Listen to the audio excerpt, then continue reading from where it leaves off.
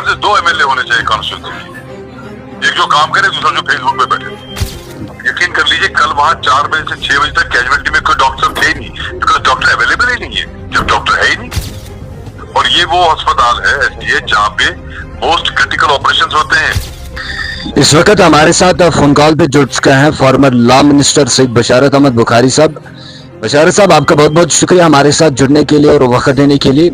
आपसे जानना चाहेंगे, आज आप सब डिस्ट्रिक्ट हॉस्पिटल क्रूरी गए थे अपने वालिद साहब के साथ और वहां पर आपने मीडिया से भी वहां पर खिताब किया और कहीं ना कहीं अगर देखें तो आप आज मायूस नजर आ रहे थे, क्या कुछ वजूहत है? कल मैं वालिद साहब के साथ हॉस्पिटल गया था, उनको कुछ इश्यूज थे जी, और वहां जाके जो मैंने हाल देखा पेशेंट्स का, पैरामेडिकल स्टाफ का, डॉक्टर्स का, इतनी भीड़, इतनी परेशानियां, जब देखा वहां पे तो वहां पे ये मालूम पड़ा कि वहां पे 6 मेडिकल ऑफिसर है नहीं, पोस्टेड मतलब पोस्ट है, खाली है जी। 4 स्पेशलिस्ट जो होते हैं वो एनेस्थेसिया, ऑप्थेल्मोलॉजी, शायद पीडियाट्रिशियन और भी कोई सर्जन, वो भी नहीं है जी। और ये हो गए 10, उसके बाद 10 के बाद 23 पैरामेडिकल स्टाफ नहीं है जी, हो गए 33 और एक डॉक्टर साहब तसद्दुक साहब को अभी जो एनेस्थेटिस्ट हैं उनको 2 दिन पहले टंग में रख लिया गया जी। आप अंदाजा करिए जहाँ पे 34 स्टाफ नहीं है जिसमें 11 डॉक्टर है और पैरामेडिकल स्टाफ है, उसमें जितने पेशेंट आते हैं, अब पेशेंट भी वहां से मायूस होकर निकल जाते हैं, बाकी जगहों पे जाना पड़ता है उनको, बिकॉज डॉक्टर्स मेरे हिसाब से 24 की जगह 48 घंटे काम करते हैं जी। कितना काम करेंगे? मेरा पूरा जो नौकरी पे आता है, जो ड्यूटी पे आता है, फिर उन्हीं के खिलाफ आप बोलते हैं। या अगर किसी मरीज को कोई तकलीफ, ज्यादा प्रॉब्लम हो जाए या कुछ हो जाए और जब मरीज शोर मचाता है या उनके जो साथ होते हैं अटेंडेंट्स अगर वो शोर मचाएंगे, वो भी हक बचाने, लेकिन जब स्टाफ ही नहीं है तो किसको आप मोर्द इल्जाम ठहराएंगे? जी। 2 साल सरकार को हो गए, हालत खराब है वहां पे और वहां हम एक बिल्डिंग बना रहे हैं, फिर बिल्डिंग किस बात की? मैंने इसलिए कह दिया। और इतना ही नहीं, आप यकीन कर लीजिए कल वहां 4 बजे से 6 बजे तक कैजुअलिटी में कोई डॉक्टर थे नहीं, बिकॉज डॉक्टर अवेलेबल ही नहीं है, जब डॉक्टर है ही नहीं 4 से 6 तक खाली था कैजुअलिटी। और ये वो अस्पताल है एसडीएच जहाँ पे मोस्ट क्रिटिकल ऑपरेशंस होते हैं, थायराइड के ऑपरेशन होते हैं, ऑप्थेल्मोलॉजी के, क्या आंखों के ऑपरेशन होते हैं, ऑप्थेल्मिक, और आपके बाकी जो आम ऑपरेशन है, पीडियाट्रिक ऑपरेशन होते हैं, बड़े सीरियस ऑपरेशन होते हैं वहां पे जी। लेकिन क्या करेंगे वहां पे? स्टाफ ही नहीं है। तो इसलिए मैं बहुत मायूस हो गया वाकई में वहां पे। मैंने कहा यार ये, और मुझे शर्म आ गई कि मैं एक आया ही क्यों, कि मेरी वजह से डॉक्टर्स को तकलीफ क्यों उठाना पड़ी जी। मैं वालिद साहब को लेकर गया ही क्यों? वो हालत है वहां पे। अब इंसान शोर नहीं मचा। मैंने कहा अगर सरकार को इरादा है इस अस्पताल को बंद करने को तो ऐलान करके बंद कर दे जी। परेशान क्यों करे सबको? इसलिए मुझे मूड खराब था आज। सर, अगर हम इसी के साथ साथ इसी हॉस्पिटल की बात करें, सब डिस्ट्रिक्ट हॉस्पिटल है, इस हॉस्पिटल में अगर कहीं ना कहीं देखें तो पेशेंट्स का फ्लो जो है वो बहुत ज्यादा होता है, लेकिन बार बार इस हॉस्पिटल से शिकायतें आ रही है कि जनाब हमारे पास यहाँ पर डॉक्टर्स जो है वो कम अवेलेबल है। मैं किसी की बात नहीं कर रहा हूँ, मैं ये कह रहा हूँ कि इतना फुटफॉल होता था वहाँ हॉस्पिटल में, आज वो भी कम हो गया और जो आते हैं उनको भी परेशानी होती है क्योंकि डॉक्टर जितने हैं वो अपना काम कर रहे हैं।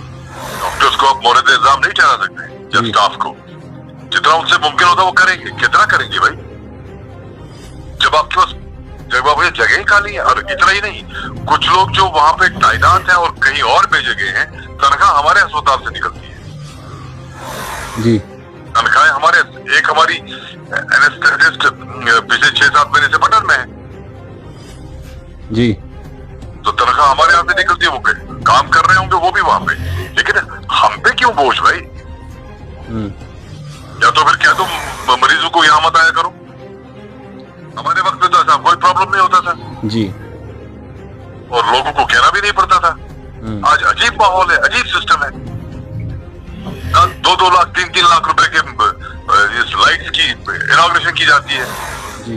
पता नहीं क्या सिस्टम है, ब्लॉक का पैसा खर्च करके नाम कमाया जाता है। बहुत अफसोस है, बहुत अफसोस है। चलिए सर, इसी के साथ साथ अगर हम आपसे जानना चाहेंगे, आज बंगडोरा क्रूरी की बात करें तो एक प्रोटेस्ट जो है वो किया गया, जिस प्रोटेस्ट में महकमे पीडीडी के खिलाफ उन्होंने कहा कि जनाब हमें 15 दिनों से बिजली जो है वो देखने को मिली नहीं। क्या कुछ कहना चाहेंगे? अब देखिए, आप ये बात कह रहे हैं, आप आज तो मॉडर्न टाइम में, हमारा इतना मॉडर्न नहीं था।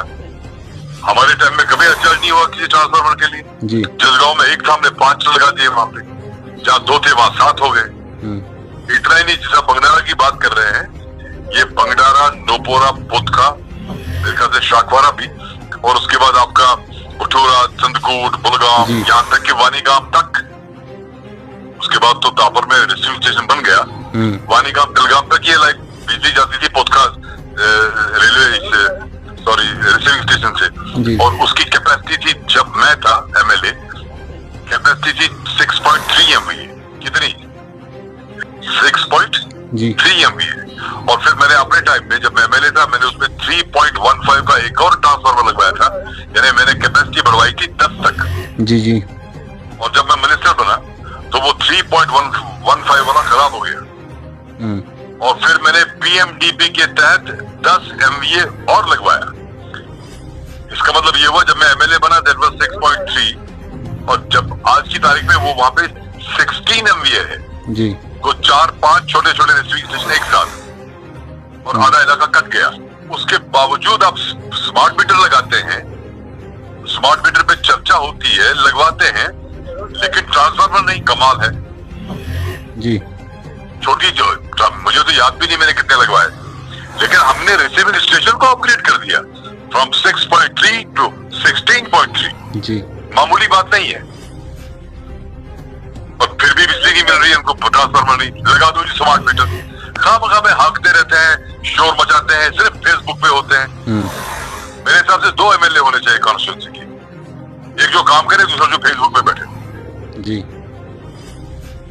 मुझे बहुत मायूसी हुई आज, आई वाज रियली शॉक्ड। और ये बंगडारा का माँ बहनों को बाहर निकलना पड़ा। हमारे टाइम में तो ऐसा नहीं होता था।